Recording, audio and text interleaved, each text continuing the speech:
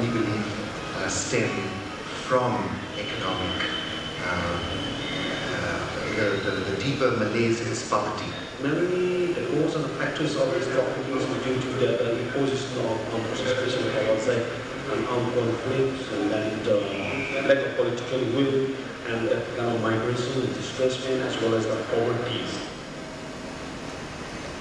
The challenges is that we have many borders, whether it's Indo-Myanmar, Indo-Nepal, Indo-Bangladesh, Indo-China, and these are large end borders. Challenges which is faced by activists who try to stop the victims of trafficking or survivors of trafficking. When we are establishing border hearts, etc., we develop a stake within those countries, within those areas, within their local areas, so that people can stay there, they can have sustained livelihood in those areas. One of the challenges that law enforcement agencies are facing is that sometimes there is a very thin line between consensual agreement between the parents of the children and also employee. Because a lot of, again, when we talk about trafficking, it's not only the women or the girl child trafficking to prostitution, but again, it also associated with domestic help. I think the biggest gap is understanding, awareness. People really do not understand the concept of trafficking in persons as it is required. Training of the law enforcement officials on human trafficking is very, very critical, because very often, even though this phenomena exists, most of the police forces are not sensitized or understand the nuances of this issue. And very often, I mean, there is already a lot of training that is happening, but again, we need to be more targeted. The most effective tool, as nowadays is in terms of combating human trafficking, would be awareness and strong collaboration between different stakeholders in the society. Government like this really help us, because you have the experience in finding solutions and reducing the traffic victims and protecting, so that we can learn from.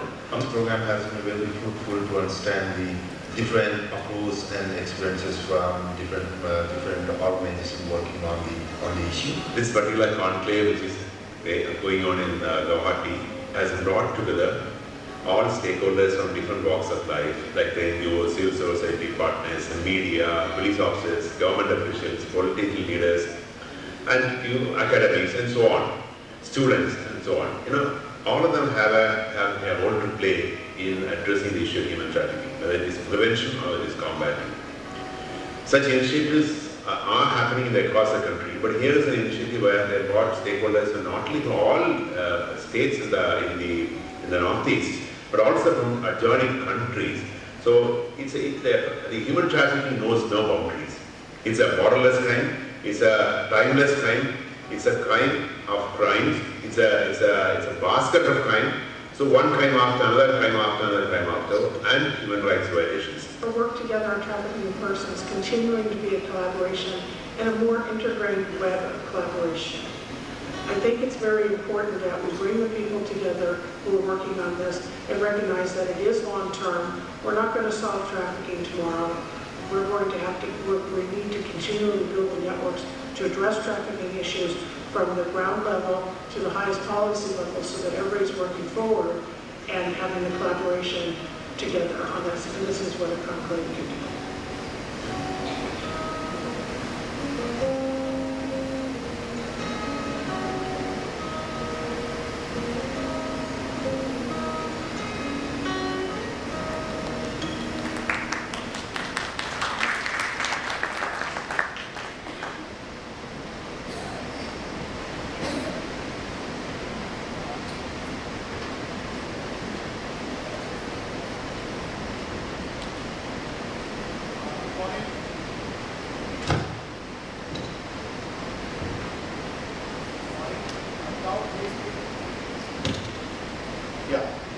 Without wasting any more time, because we are already delayed by about 15 minutes, we'll straight away start off with the first session, that is human trafficking dimensions.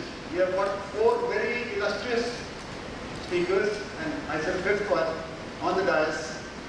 We have got Dr. Nair, we have got Ms. Tiffany Williams, we have got Mr. Halder, and we have got Mr. Biju Matthew.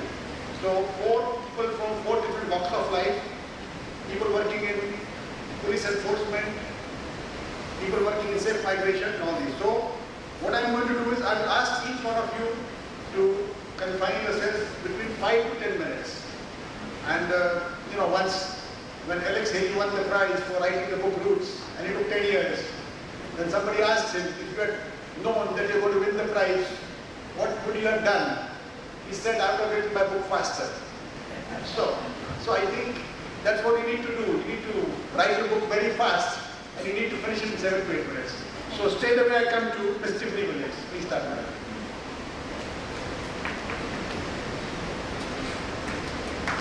Thank you. I will follow these instructions very carefully. So thank you very much for welcoming me here. It's an honor to be here. I'm a social worker and an organizer in the U.S.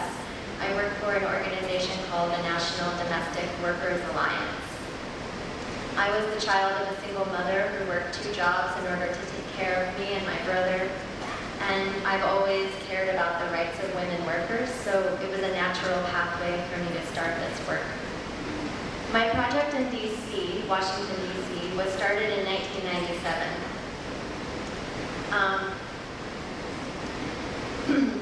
We started meeting with domestic workers, many of whom were trafficked by diplomats and international officials, wealthy families, and brought to the U.S. to work.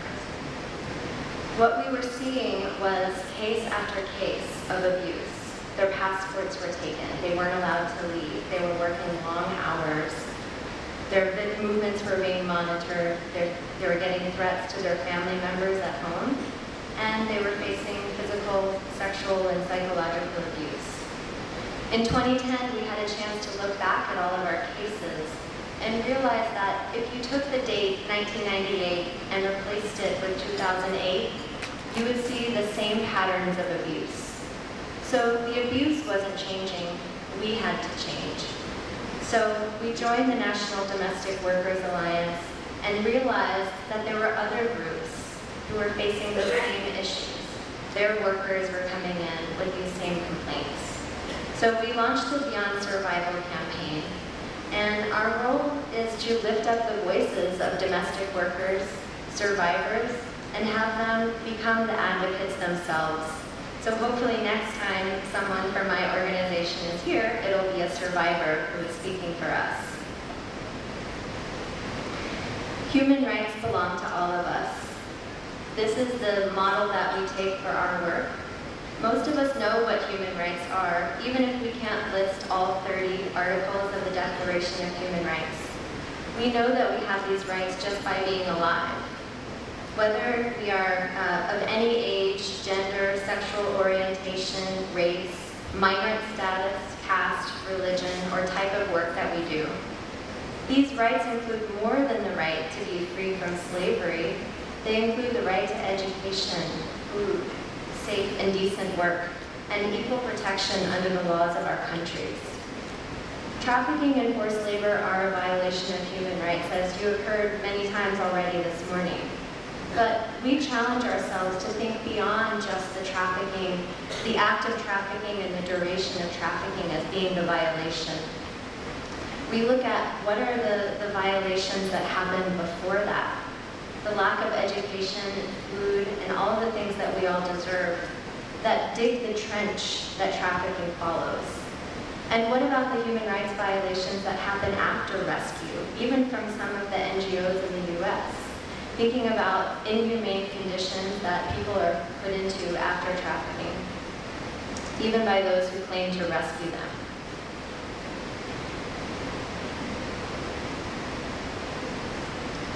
So what can we really do? Well, we each have our own path to take. NDWA, my organization, is working to build this survivor-led movement. And I think what we're trying to do is look beyond just a criminalization approach, or a morality-driven approach, or even a rescue-driven approach, and try to just take a rights-based approach. But we need collaboration to do our work in civil society. because there's a need for us, but there's also the need for lawyers, judges, social workers, teachers, doctors, police, government, NGOs. And none of our individual points of reference or frames would be enough to dismantle human trafficking on its own. So our group developed a set of core values that we use to guide our work in the US, and I will very briefly share some of them with you.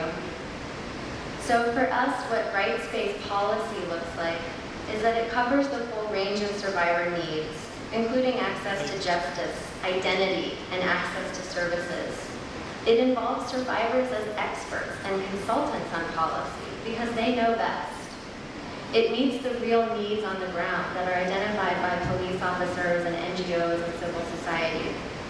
And it ensures that enforcement efforts are done in collaboration with community groups rather than against them. This picture is two of our workers at the ILO Convention 189 discussion, where they were involved in helping shape this historic convention. We envision rights-based services to include staff training and operating procedures that prioritize safety, health, consent, and respect. We're non-judgmental about life choices, and we put the survivor in the lead for goal planning process. We don't re-traumatize the survivor, and we try to meet all of the needs that he or she identifies, including economic needs. But good services have to be adequately funded and supported. So the role of the government and civil society in making sure these needs are met is really crucial. Finally, we connect survivors to opportunities to develop leadership, to learn about systems and ideas bigger than their own situations that they can feel connected. We do rights-based organizing and leadership. We ensure that basic needs are met first, but we try to go beyond the trauma narrative and help survivors share experiences in a non-exploitative way. We teach them to weave their stories throughout policy demands when it comes to testimony. We also do really good political education. It's really important that the survivors know about the policies and how they work and how law enforcement works. And I don't think it's fair to say that if someone is uneducated or illiterate that they can't learn to be a policy advocate, because there are models out there that can help us as advocates teach people in whatever way works for them. We do a lot of exercises and visuals and art therapy and others. Finally, rights-based social dialogue. This is a crucial part of our work. In rights-based social dialogue sparks public discourse about race, gender, class, and other social factors as root causes and context. It helps uncover and analyze the outcomes of different tracking and experiments. Some things we've tried haven't worked, but we need to know what works and what doesn't work, and we need to share it with each other. We also need to explore research into connections to the roles of trade policy and climate change, development and debt, foreign policy, migration policy, labor policy, and international agreements and protocols. Because these things are not just isolated ideas that countries struggle with, they're connected to the struggle for human rights and the struggle against human trafficking. I'll close by saying this is not a mandate for India or a mandate for the US alone. Trafficking is a global issue. I personally witnessed the testimony of domestic workers from 5 different continents, and their stories are the same. The patterns of abuse that a domestic worker from India or Bangladesh faces in Qatar or Saudi Arabia are the same patterns of abuse I see of Colombian domestic workers in Maryland or Filipino domestic workers in London. And while we each have cultural practices and legal contexts to contend with, and to be sure, the world is not equal when it comes to climate change, trade, and development. But nevertheless, we believe the problem must be addressed globally with a shared sense of responsibility and action to correct these inequalities. My short time here has shown that I'm not alone in this thinking, and I'm very honored to be here to kick off this particular session because I think that what's going to come out of these 2 days is going to be really powerful, and I hope that it leads to this rights-based discussion. So thank you for having me.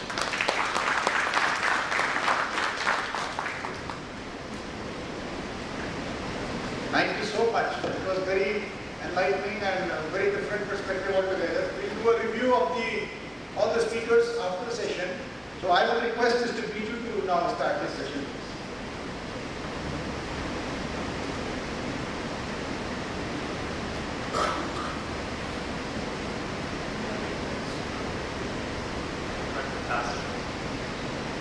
I'm told I have 8 minutes, so let's see if I can beat that time.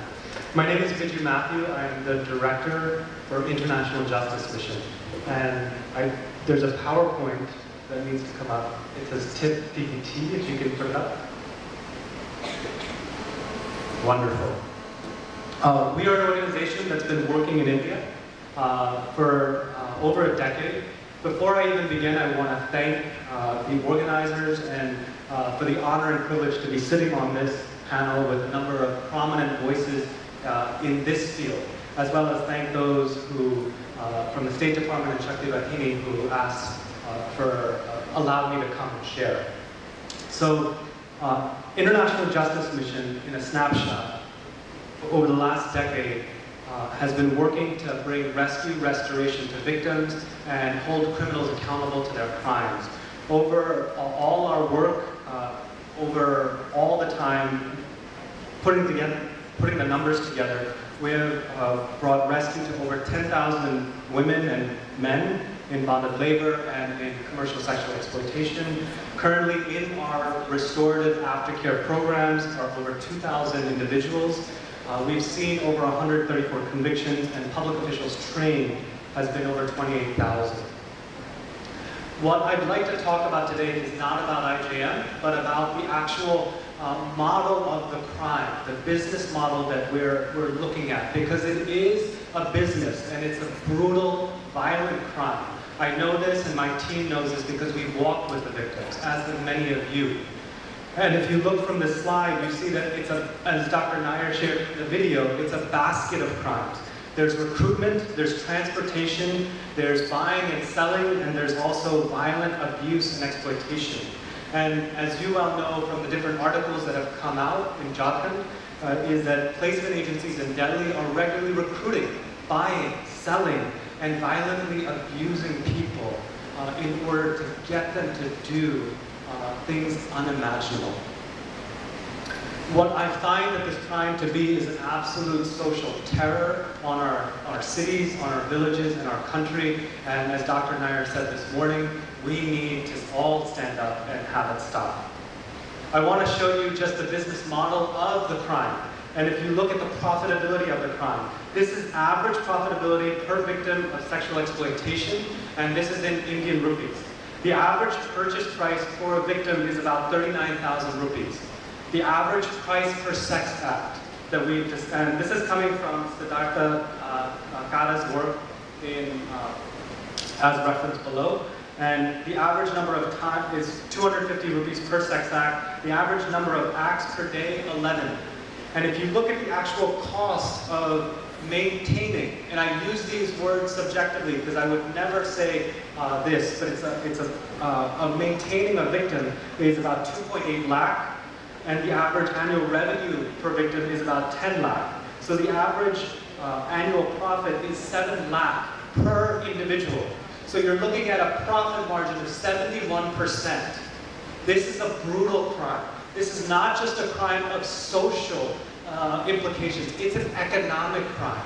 And we must wake up the government and other people to see that there is economic forces at work. That is why there is a supply and demand happening.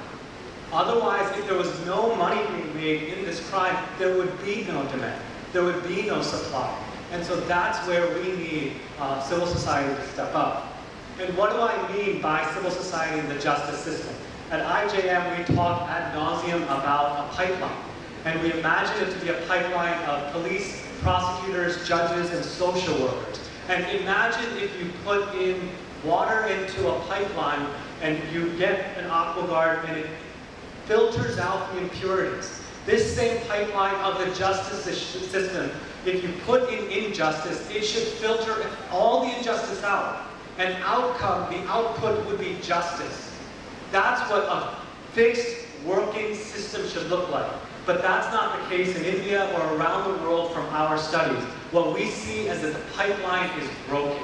The pipeline, there's problems because there's lack of resources, there's not training, people are overworked. And for example, let me give you examples of this in India. Per 1 million people or 10 lakh people, there are 11 judges. Per prosecutor fighting for cases in the court system, each prosecutor handles on average 300 cases. Per an average case, as you well know, takes 10 to 15 years to complete in the system. So let me ask you, sometimes people will talk to me and say, the police they're not doing good work. I don't see what the incentive is for the police officer.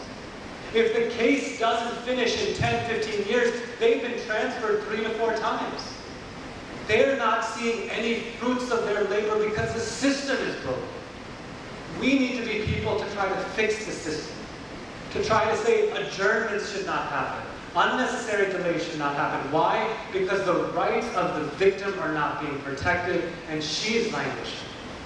Imagine a 15-year-old child who's raped, sold, tricked, trafficked, and she has to wait till she's 30 years old for a conviction to see accountability for the criminals. That should not happen in our justice system. And let me give you one more stat. The police are under-resourced. In private security, if you walked into the hotel, you saw private security checking to see if there was bombs on it. If you go into a hospital, if you go into a shopping center, if you go into other places, of compounds of residences, you may have private security protecting you. There's 5.5 million people in private security in India. That's 4 times greater than the police force. There's more people in private security than the police force in India. I'm not talking about paramilitary or military. I'm just talking about the police force. So what is happening in our country? In our country, what's happening is the rich and the middle class and the elite are able to finance their own security because we as a nation haven't protected our people. And we should not be blaming the police. They're under-resourced. They need more people. We should not be blaming the public prosecutors. How can they manage 300 cases in one go? The system is taxed. So let's look at the comparison model before you. Here, let me talk about the trends in the crime first. The trends that we've been seeing over the years and decades working is that there's a move from red light districts to residential areas. The crime is becoming more organized, covert, and sophisticated, and it's challenging to do evidence collection. It's moving to a technology-based crime where there's more work on mobile telephones. People are buying and selling women on WhatsApp. We supported the police to arrest criminals, and they have lists of girls' pictures on WhatsApp saying, we will buy it for 50,000 rupees. Will you be willing to supply? The technology is advanced. And through that technology, people are being exploited. And there's also other social media that's happening. And there's a merger of labor trafficking and sex trafficking. Because if you look at what happened in Jharkhand, it's people coming from Jharkhand, sold to placement agencies, and they're going for domestic work, sexual exploitation, as well as international trafficking. We can't say it's one silo versus another. It's human trafficking that's occurring. So let's look at the problem versus the proposed solution. The problem itself, as we described, it's organized, it's advancing, it's mobile, and it's exploited. And if you look at the solution we've been proposing, it's reactive. It's under-resourced, it's overworked. These are the different departments that's trying to do it. We as civil society are trying to support it. But we, as Dr. Nair said this morning, are trying to be islands of excellence. And we can no longer do that. We can no longer be islands of excellence working in our own domains. We need to work together, and that's why I'm excited for this conclave, that we can work together, support one another, and begin trading information of what's going on. Because otherwise, if the criminals are more organized than us, shame on us. Let me leave a story with you.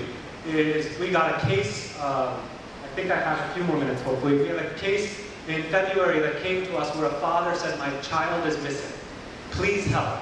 Normally we don't take this case, we don't know what to do with missing girls. We know how to solve crimes at a destination location of trafficking. So, but because he said it just happened 15 days ago, please help, we said sure. So we contacted the local police. Initially they thought we were out to say what they did wrong, but we said let's try to support you. We contacted local people in the Krishnanagar district, in Nadia, in West Bengal, and we contacted partners who are coming from different faith communities, different NGOs, and all said, could we help this father? We asked Calcutta Police IT section for help, called them on the phone.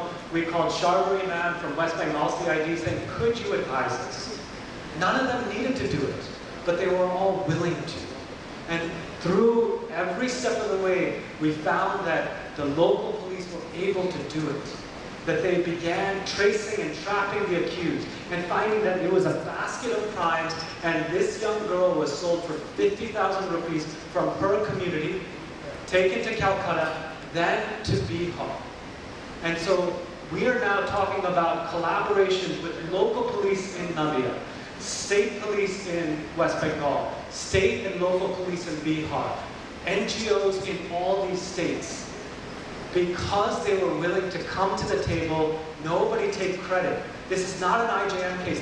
I applaud the local police of Nadia for actually going, tracking the cell phones, and for 9 days straight, through like 3 nights straight, they were able to go, and finally they said, we can't find her. We tried, we can't find her. We're tracing the cell phones. We've arrested 3 or 4 people in the case, but we cannot find her. They just tried one more time, Tuesday morning, 3 weeks ago. And they found that the cell phone signal had stayed consistent for 5 hours, so they went to this red light district in Bihar, checked 4 or 5 different brothels.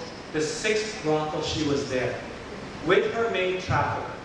And she was rescued, he was trafficked, and the commitment of these police astounded me. They wanted to get her back home to such a degree. They didn't have lunch, they didn't have breakfast, they were driving through the night and didn't even have dinner to be able to get her back to her father safely. And I'm happy to report to you, she is back and she is safe. But it's because people are willing to work outside their islands of excellence and work together that we can begin resolving this terror that's happening in our villages and our cities. Thank you.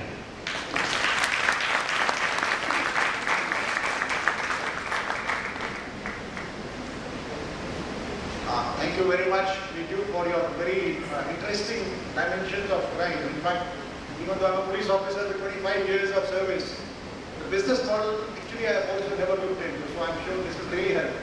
One more suggestion I want to give to both the organizers, that is Shakti Vaini as well as the partners of the consulate. I request all the panelists that they should, at the end of the day, create a small note on the doables and the measurables. What are the things, what are the suggestions which should come forward, and how do you measure the progress of those suggestions? For example, if somebody says, we want to make migration easier by doing X, Y, Z, then how do we do those X, Y, Z, and how do we measure the progress, so that when we have the next conclave, we can actually do a review of the previous one and come out with something more. Before I invite my new speaker, that is Mr. Haldar, I just want to read out a few lines from the famous Hindi poet, Harivansh Rai Bachchan, just to set the mood. Nanhi चींटी जब दाना लेकर चलती है, madam, this is for you from the consulate. I'm going to convert it in English, translate. नन्ही चींटी जब दाना लेकर चलती है, चढ़ती दीवार पर भी कई बार फिसलती है. When a small ant climbs a big wall, she slips hundreds of times. मन का विश्वास रगों में साहस भरता है, चढ़कर गिरना, गिरकर चढ़ना ना करता है. It is her faith, it is her trust, it is her confidence which moves her forward, and she doesn't give up. आखिर उसकी मेहनत बेकार नहीं होती, कोशिश करने वाले की हार नहीं होती. So, with these words, I invite Mr. Haldar, please come and start the session. You have about 8 to 10 minutes, so I hope you finish in that.